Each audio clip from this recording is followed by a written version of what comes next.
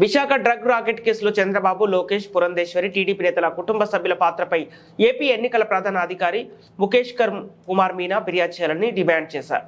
ఎన్నికల్లో అసాంఘిక శక్తులను ప్రోత్సహించడానికి టీడీపీ నేతలు ఈ డ్రగ్స్ తెప్పించి ప్రయత్నం చేశారని ఫిర్యాదులో పేర్కొన్నారు. చంద్రబాబు అవాస్తవాలతో వైసీపీపై చేసిన ట్వీట్స్ పై చర్యలు తీసుకోవాలని సీఈఓకి వైసీపీ నేతలు ఫిర్యాదు చేశారు.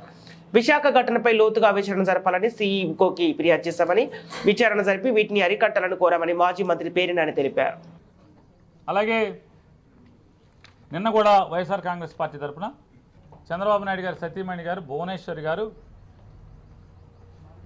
నిన్న ఆవిడ ఎన్నికల నియమావళికి విరుద్ధంగా పక్కన ఎన్నికల్లో పోటీ చేసేటువంటి తెలుగుదేశం పార్టీ అభ్యర్థులు అలాగే ఎమ్మెల్సీ వీళ్ళందరూ ఉండగా ప్రజల్ని ప్రలోభ పెట్టేటువంటి ప్రయత్నం కింద వచ్చేటువంటి చెక్కుల పంపిణీ కార్యక్రమం ఎన్నికల నియమావళికి విరుద్ధంగా ఆవిడ చెక్కులు పంచిపెట్టడం అనేది సాక్షాత్తు వాళ్ళ ఈనాడులోనే అచ్చు వేశారు.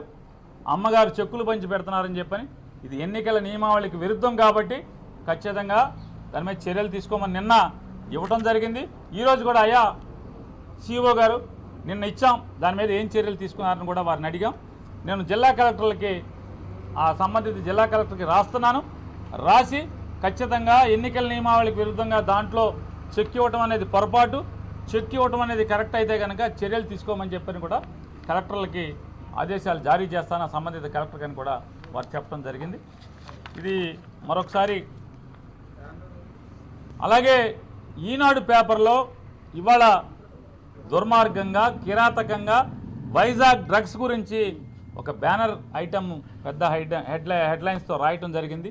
దానిలో అంతా కూడా నల్ల ఇంకుతో రాసే నల్ల సిరాతో రాసే వార్త కంటే కూడా విషాన్ని ఉపయోగించి జగన్మోహన్ రెడ్డి గారి మీద విపరీతమైనటువంటి ద్వేషంతో కూడిన విషం అనే సిరాతో రాసినటువంటి వార్త ఎన్నికల కోడ్ ఆఫ్ కండక్ట్ కింద మోడల్ కోడ్ ఆఫ్ కండక్ట్ కింద వస్తుంది. అది బేస్లెస్ ఎలిగేషన్స్ ఈ రాష్ట్ర ప్రభుత్వానికి వైఎస్ఆర్ కాంగ్రెస్ పార్టీకి మా నాయకుడు జగన్మోహన్ రెడ్డికి ఆపాదించేట్టుగా కిరాతకమైన వార్తలు ప్రజల్లో ఇమేజ్ డ్యామేజ్ చేసేట్టుగా ఈనాడు తప్పుడు వార్తలు రాస్తుంది. కాబట్టి ఈనాడు మీద కూడా చర్యలు తీసుకోమంటే దానికి కూడా చెప్పాం.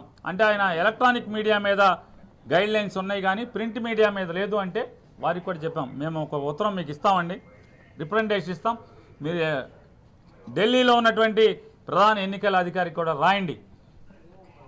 వారి ఊహలో లేకపోతే ఎలక్షన్ కమిషన్ యొక్క ఉద్దేశంలో టీవీల్లో మాత్రమే తప్పుడు వార్తలు వస్తాయి, పేపర్ వాళ్ళు చాలా బుద్ధిమంతులు అనుకుంటున్నారేమో.